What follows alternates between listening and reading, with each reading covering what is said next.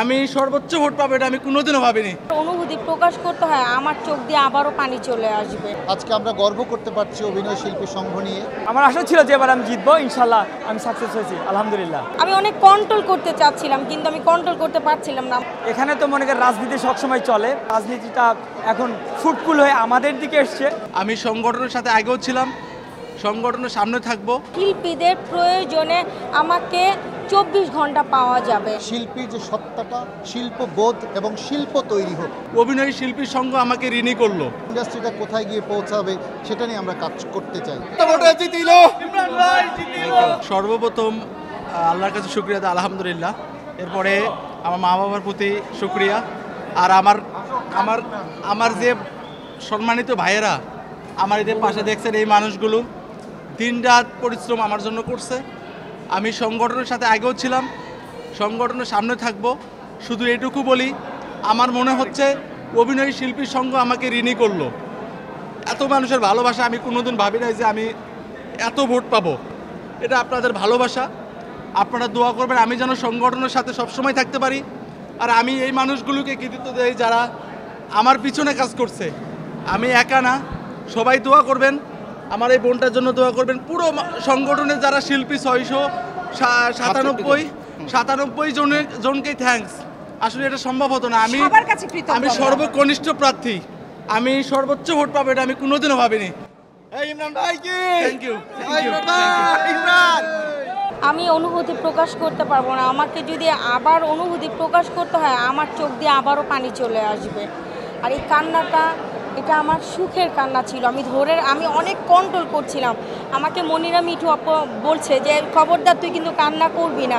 আমি অনেক কন্ট্রোল করতে চাচ্ছিলাম, কিন্তু আমি কন্ট্রোল করতে পারছিলাম না। আমার চোখ দিয়ে অটো পানি পড়ছিল, সুখের পানি এটা।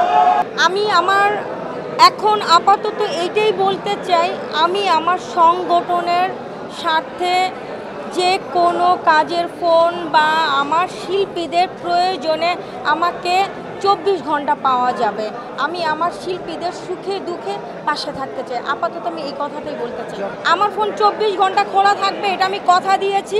আমাদের যেদিন পরিচিতি সভা হয় সেদিনই কিন্তু আমি কথা দিয়েছি যে আমার ফোন 24 ঘন্টা খোলা পাবে ইনশাআল্লাহ। যারা পাস করে নাই, আমার মধ্যে কিন্তু একদমই ফিল হচ্ছে না যে তারা পাস করে নাই।